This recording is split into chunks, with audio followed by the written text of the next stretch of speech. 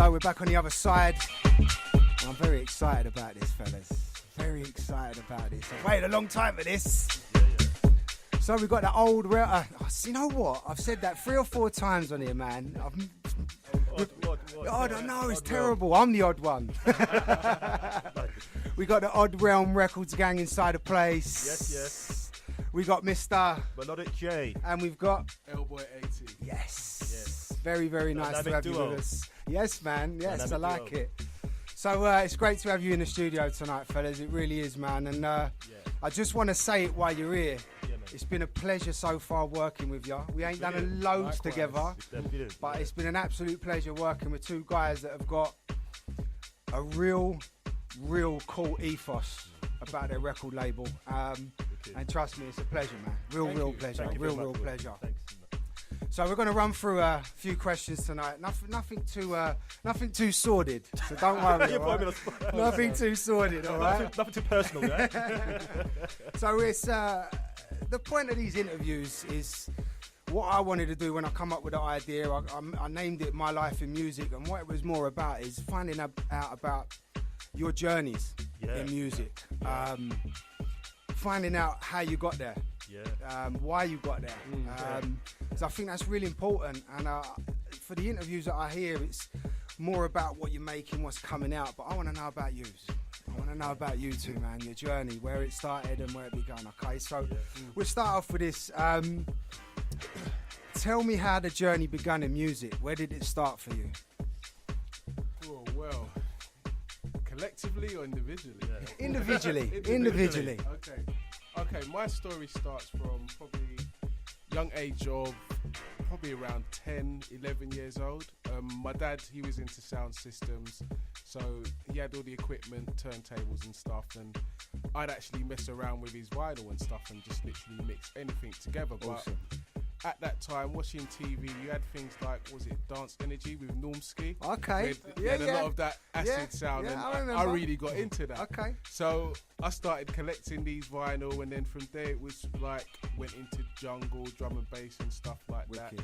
Then it went into garage and so forth, and over the years it's come back kind of full circle to, well, what I predominantly love is all types of house, but my main love is acid house, basically. So for me, it's just come back full circle, basically. Wicked, man. So yeah. And I can tell that with the music you guys make, the acid influence, man. I love that. How about yourself, Jay? Well, for me, it was more, I mean, I've always had a passion for music. It was generated from my family. You know, my granddad had his old records and stuff, and he used to scratch them up. Used to get smacked for that. Yes. But, the deadliest belt. But I think for me, I mean, when I was 16, I had a friend of mine who built a computer for me and put a Cubase on there. Started learning it, you know, and just started to kind of build my tracks from there. So started making hip hop when I was 16 and just kind of looked at other genres as well. And then now I'm in house. So awesome, that was me. Yeah. Awesome, man. I kind of started in and around hip hop as well, man. You have that journey. I started on jungle. And I was going to them raves and private raves in fields, and jungle was a thing, and then it was hip hop, and then garage, and then it was house. That natural progression, man. I just want to say big up to my mum, you know. My mum, I used to play music loud. My mum was just like very tolerant, and she always said, Jay, keep going, and stuff like that. So that's always in my mind, you know what I mean? Awesome. So that's brilliant, man. Awesome, man. God bless mums, man. God bless. God bless mums. Father's Day soon, but God bless mums. You know what they say, behind every good man is a better woman. That's True right. say. My mum's a rocking out, for sure, man. For sure. So we move on to the second question. For me, there was a defining moment in my musical career when I kind of thought, I can make a go at this. I can actually maybe make a living. So my next question is what made you decide that music was the direction you wanted to follow? When did you realise that it was something you could maybe make a living out of? Yeah, well, for me, I mean, Aaron was DJing and stuff like that, through DMS in Chelmsford. And, you know, we Ellboy, we've been friends since back in school. And we've always been kind of in and out producing together and stuff like that. But Aaron, you know, he convinced me to come down to a rave of his, and I came down, heard his mix, great, you know, had a chat with him. He said some of it with his own tunes. And then we had a little conversation outside and said, look, you know, let's start building together. Let's start making tracks together. And Aaron was kind enough to kind of open the doors for me. Went to his house each and every weekend. I feel sorry for my missus. And she's probably hearing now. And but you know what? We just had a chemistry, and we noticed that we loved the same type of music. We had the same type of vibe. When we were building tracks together, we knew exactly what we want to hear. And it was just, it was just God-given that we just thought, why not start something for? And it's been, it's been heavily since. You know what I mean? We haven't looked back. And great things are happening, so I'm very, very positive of our future, really. So, yeah. How about yourself, Al? I'd probably say there's probably been different types of moments, but I'll probably speak of most recent, which is more than anything was starting to work with Jay, which is where I saw a clear path forward of things happening, and that was a beginning. Setting up the record label was another stage as well. When we actually met up as well, and knowing that we all had the same drive, it's like this is what we wanted for the label basically. So it's nice to be able to share what we want to do with others at the same time, because it's not all about us basically. It's lonely at the top, and if we're having fun, we want everyone else who's on our wavelength to go through the same process as well. So basically I'd say right now, even now, I'm going through defining moments, and every day's something new's happening basically, and always pushing forward basically. Yeah, you have little markers, don't you, when things start to change? Definitely. Because I mean, when I met you 5 years ago, when we done the whole Deeper Love thing, for me, that's when the doors started opening for me, when I started thinking, wow, maybe I could see a career out of this. And obviously, so many things have happened since then, but that was one of my most defining moments. I want to ask you, guys, what was your best moment in music? So far. Wow. I've got you there, haven't I? I don't know, but I think for myself, probably, it was probably when I was young, when I was playing jungle, and I played in my first gig, and I was like that child standing on top of record crates trying to reach the turntables basically. And even that day I was thinking, wow, I can't believe my parents actually let me out to do this. But massive thanks to my brother, he was my chauffeur driving me everywhere. But the first time I had that connection with the crowd, I think that was probably that moment there, where it's like you're in your bedroom all the time. You do it, you have fun, but when you see a crowd reacting to it and enjoying it on the same level you are, that's just like, that's why we do this in the first place. It's a feeling like no other, isn't it? Exactly. Yeah, mine was quite similar as well. I mean, like, just kind of being in the club and just kind of hearing your tunes playing and then people dancing to it, last year, and that was just like a defining moment for me. I thought, you know what, this is it. I can do this, So yeah, that was a moment last year in the club, playing our music, people just flexing and dancing and going crazy over it. Do you know what I mean? So I thought, this is it. This is a golden ticket. I gotta say this, like I had a defining moment, and my best moment in music when I had my interview. But I don't know about you, Woody, but when we done that live Sub Freak show at the Chip Shop in Brixton, as our first live performance, for me personally, that has been my best moment in music. I mean, the cheers, just having the people there and the support, friends, family, and everyone in that, it was rocking, wasn't it? It was an amazing day, amazing. I can't believe I missed that day, to be honest. There's another one coming soon, don't worry. Make sure you remind me this time. I'm there. Don't worry, there's another one coming soon for sure. The feeling of playing the music live was like, man, I've been DJing, I've been in music for God knows how many years. I'm 38 now, I started when I was 17. And the feeling of tapping that, if you're not doing anything, there's silence. That was just insane.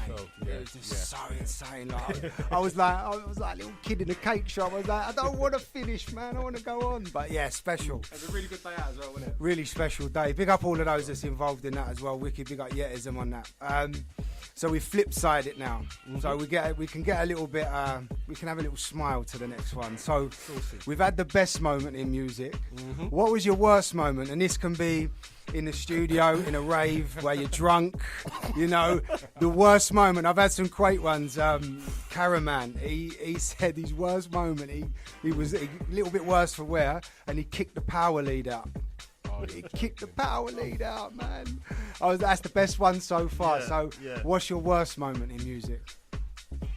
Oh gosh, to be honest, it's actually quite similar to what you just said. Basically, it was, where was it? East London, West Ham Recreational Park, and I was doing a garage set at the time, and basically during the set, not really at any fault of my own, but the way the cabling was run, it was quite shallow and in a path where all the cars and lorries and stuff drive. So basically there was a van driving out, and as it's driven out, it's just literally taking the power lead down and everything just cut off. And it was probably off for about, because it didn't just pull a plug out, it actually cut the lead in half. So it took about 10-15 minutes, someone stitched it back up, put it back together. But when it came back on, because everyone was waiting for so long, it was just firing straight away. So I'm not too sure if I could actually count that as one of those moments. But it's up the only one I can think of. Yeah. Jay? Well, for me, just kind of like two of them. I think playing on the set and played the same record twice in the space of 10 minutes. You know what I mean? And I'm still jamming like I didn't know until Evan said to me, Jay, you played... You know what I mean? And another thing, it was I played the sword ditch as well, and basically I put this track on, but the trim was so hard. It's like if you saw people's faces, but wow, you know, this is the bass line was just kicking. But what I'm saying is that I should have turned the trim down as a DJ, but it was just it wasn't on time and stuff like that, and I could have felt the crowd just like looking at me like. What's going on? So you know what I mean? So yeah, that's my defining. That's my worst moment. Okay then, this one's going to get a little more deep, a bit more personal. What 3 values do you hold close to you? For me, it's about embracing. You know, I believe that I like to embrace everybody. And I think everybody has a talent, everybody has a gift. That's kind of how this Odd World was kind of set up to kind of give people more opportunities. So embracing is one of them. Love, you've got to love what you do. You've got to be passionate at what you do. I believe your love and your passion will be the key to a successful life. And another one, I think more about a champion. I think that potentially everybody has an opportunity to be a champion, whatever they're doing in life. As long as they push hard and work hard. Yeah, good, very nice, very nice. El? I would say top of my list is always love. Everything for me is done from aspects of love, and also sharing love with others. I mean, I don't know, the thing is in my head, love is based around everything, so it's like kind of one of the only things I think of. But also I think another important thing is believing in yourself. There's a lot of people who, in a sense, they know they're capable of doing something and can do it, but sometimes even based on what other people might think, don't want to appear overconfident, whereas you know yourself, do what you got to do and things will happen. If you hold back and watch what other one does or do things their way, it's not your way. So do things your way, make your own mistakes, nothing's ever easy, and learn from your own mistakes, not from someone else's, so then you're not looking back and saying, if I do something my way. True, so that as well. And probably the last thing is eat healthy. Because if you're not eating healthy, you're not going to reach your goals. I wish that was one of my values, mate. I'm still learning and trying, but I'm getting there. Going back to what you said a minute ago, that's so true, because if you watch what everybody else is doing, you just slow yourself down on what you're doing yourself and take your own focus away, don't you? So that is so true, so true. Sure, definitely. So hard to do in the environment that we all live in now. Yeah, I mean, definitely. You've got medias, radio, television, you know, it's tough, like, it's adverts, you're seeing them, it's telling you what to buy, how to live. It's so hard to take your own road, isn't it? Yeah, it really is tough, but for sure, man, I love that. Really love that from the both of you. And we've got to apologise for a little slight bit of blue language. Just a little bit of slight blue language, but that's cool, we move on. I like this one. Someone asked me this one a long time ago at an after party, and you can imagine the environment and the atmosphere. Yeah. And I kind of liked it. I dug right into it, and it took me about 3 hours to answer it. Really thought about it. Yeah, proper thought about it. By the time I come up with the answer, I was the last one in the rave. What is your spiritual animal? Oh my. It can be anything. A spiritual animal could be anything. I would probably say for mine, it would be the wolf. And the reason why it would be the wolf is because one of the things, I'm not sure if many people know, but wolves don't kill their own. Yes. They will injure, but they will never kill their own. And that symbolises me personally. I mean, there's lots of things that's happened to me in life where I could have taken that road to do that, but you just can't do that. And life is too precious. So I'd probably say a wolf. Yeah, man. Yeah, definitely. Pack animals, man. I like it, definitely. Yeah, man. Love that. Jay? I was hoping Ellboy can just carry on this. I can't think about what to say, to be honest with you. Now you know why it took me 3 hours. 2 minutes. Animals. Well, I think I like a bird. You know what I mean? I would say a budgie, I guess, because a bird. Very specific. Bird. Very specific. Yeah, I say a budgie. Actually, let me say eagle. Eagle. You know, they're always soaring high. They're happy to go on their own, and I believe they're leaders. You know, they believe they're leaders, and when they go for something, I mean, they just go for it. You know what I mean? So I say eagle. Always flying high, always aiming high. But eagle is one of the it's the bird that actually flies more high than most other birds. So I would guess eagle, yeah? Big up on that answer, Jay, because when I had my interview, that's exactly what I said in eagle. So yeah. big up I didn't on copy that one. You didn't listen back to our one, did you? Okay, right, next one. Yeah. What would your superpower be if you had one to choose? I'd be a Care Bear and shoot out love from my chest. Yes. You're not in the bad books with your wife and you're trying to make it up, are you? She's listening at home. I'll Okay. spray her with the love when I get home. Jay? In a good way. If I had a superpower, I don't know. How you do this? You know, you're good at this. I don't know. I think for me, it's about kind of being able to know where my future lay. You know, sometimes we just never know. You know, each day we take a day at a time and stuff like that. And I have this ambition and stuff, and I want my team to be great. I want everybody to be great and stuff like that. But it's just having that power to actually foresee that. Do you know what I mean? So I could just keep positive throughout the way, you know what I mean? So, I mean, in the music business, you always, you've got ups and downs and stuff like that, but just having that foreseeing power to know that, yeah, this is it, you know what I mean, is something that I probably wouldn't mind grasping. I don't know if that... Yeah. I like that, yeah. I like that. We haven't had either of them either. We haven't had either of them yet. I like that. Off the cuff. I like that a lot. Care Bear, that's going down in history, man. Yeah. We're going to get a viral video out of that. I want to be a Care Bear. I want to be a Care Bear. Rainbows everywhere. Love it, man. Love it. Well, that's the end of the questions for tonight. But what we do like a quick fire. We do a quick fire set of 10 questions. It's a one-word answer. You can do it together, or you can do one each. We do an answer from each, so that's cool. Yeah. I like this section. We get to know a little bit about people on this one. All right, it's cool. All right, so we go quick fire. So, chocolate or crisps? Crisp. Chocolate. Sun or snow? Definitely sun. I do love sun, but I have hay fever, so probably snow. I'm a snowman as well. I love boarding. EastEnders or Coronation Street? None. Yes. Yes. No. Sorry, I can't do it, mate. I agree, none. Couldn't even lie about it. Love it. You know what I mean? This is a good one. Thundercats or He-Man? Definitely He-Man.